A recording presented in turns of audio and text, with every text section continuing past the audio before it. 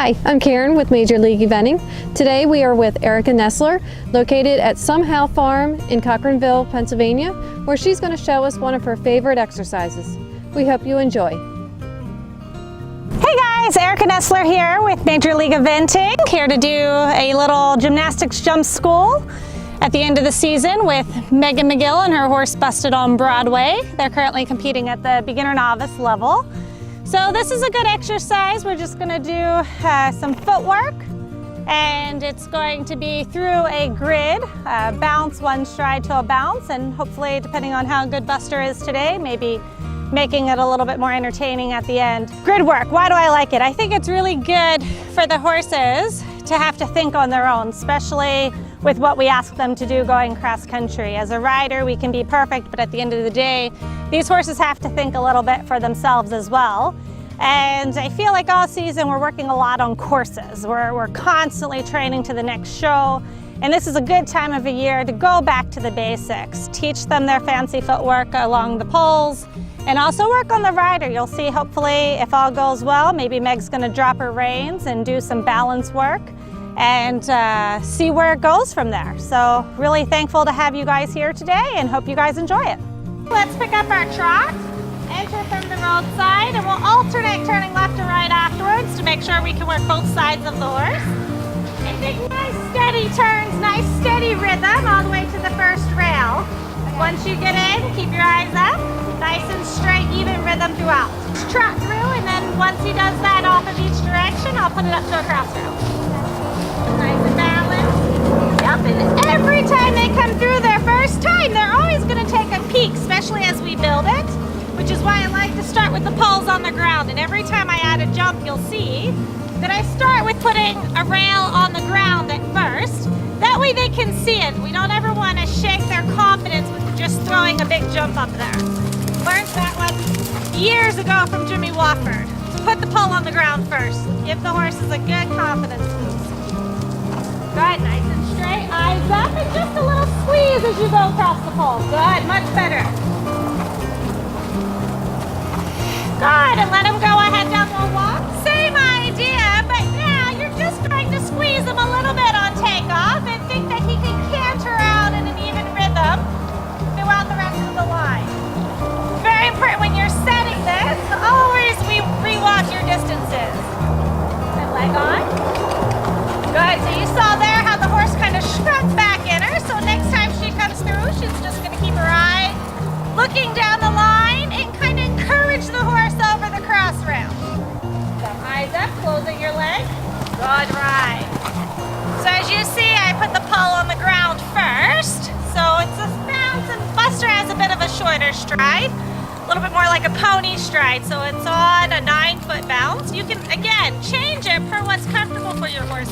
This shouldn't be taxing on them. This should be welcoming and encouraging for them. Leg on, eyes up, squeeze them through. Eyes up.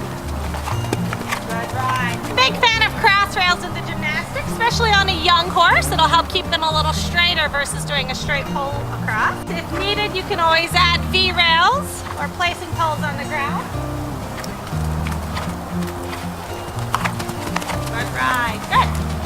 And you saw there, Buster was a little tentative jumping in with the one front leg. I don't worry about that. I don't let the rider change too much of what they're doing. I'm interested more in the horse changing what they're doing each time so that they can teach themselves and get a little quicker without the rider having to micromanage everything all the time. Right. So there you saw as Buster came in, he kind of lowered his head and neck a little bit and lowered at the withers, and for whatever reason was just checking it out there. The rider could have just squeezed with her leg a little bit to support him as she felt him kind of suck back into the withers a little bit. So she's going to come again, give him the same right in, and try to read if he questions the exercise at all. She could just be there to support the rhythm a little bit.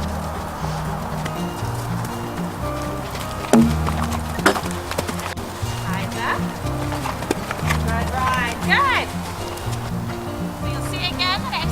On the ground for the one stride. I have it measured at a nice quiet 18-foot for Buster. Ready to squeeze a little stronger. Leg on, leg on.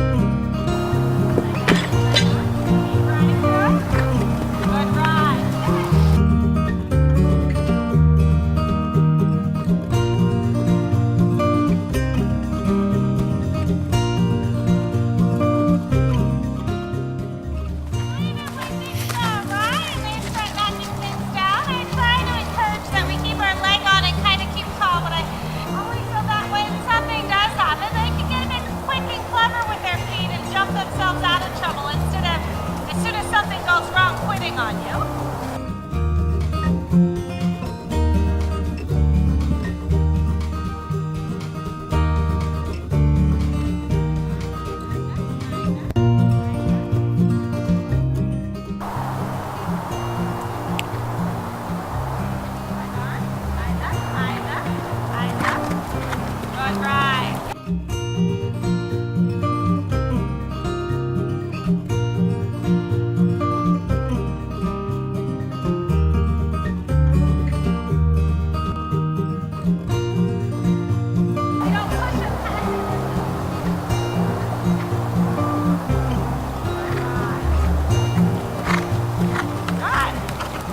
We have Buster and Meg good and warmed up. We're going to test Meg's balance a little bit and take her reins away. So there's 8 million ways that you can do this. I don't know that there's an official way to tie the reins up, but trial and error this is how I like it. So I'm going to take the running martingale away.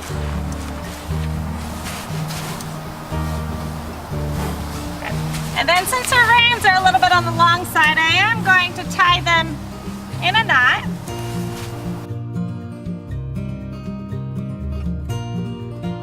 That way, when she drops the reins, they're not so long that they're going to dangle and get caught in his foot. Meg's saddle, this is not typically the one she goes cross-country in, so it doesn't have the strap for the air vest. But another trick is if you do have that strap for the air vest, that you can unbuckle the end behind the knot and just buckle it around that air strap, and that too will keep it in place. I don't know that doing it to the breastplate is going to help as much. I like that strap up there. But Meg and Buster are good souls, so this should be okay. All right, off you go. So as you come in, Meg, you're going to ride all the way to the pole into your first fence, and once you feel good, you're going to drop your reins. And you can put your hands straight out to your side and allow your hips and body to go with your horse. Leg on, eyes up, eyes up, eyes up. Right, grab your reins.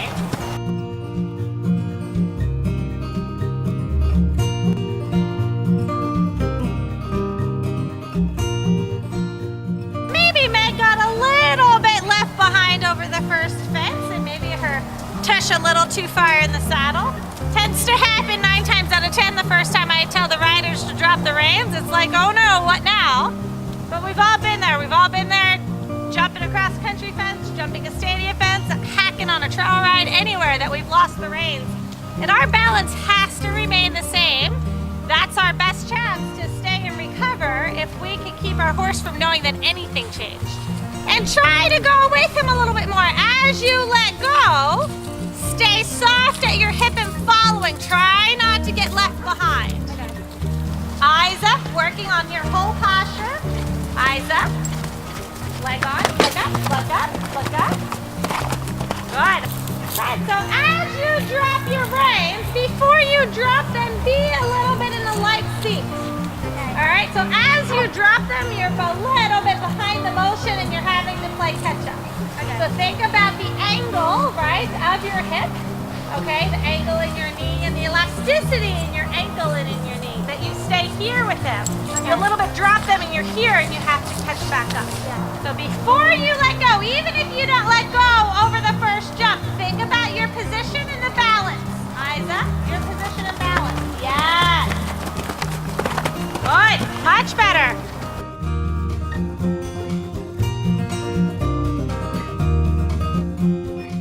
See that Buster just got a little quick? So all we're gonna do is just think about going a little slower in your body, right?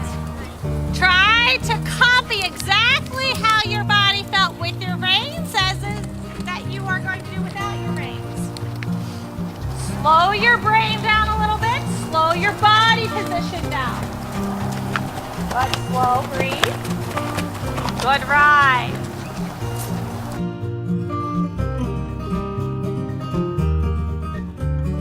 In between the 2 bounces, so in your run stride, take a deep breath and exhale. Okay. Slow everything down just a smidge. Breathing, breathing.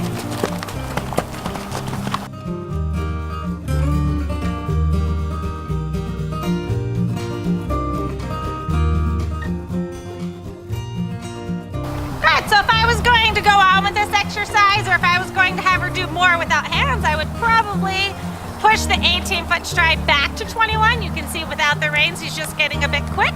I wouldn't want to raise the fences or have her continue on without changing the distance.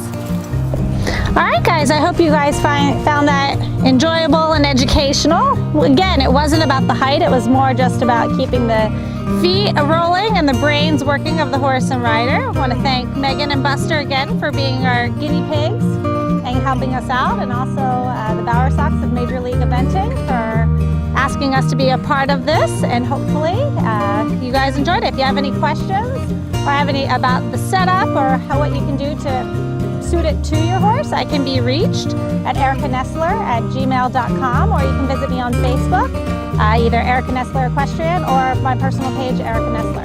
So thank you guys and have a good one.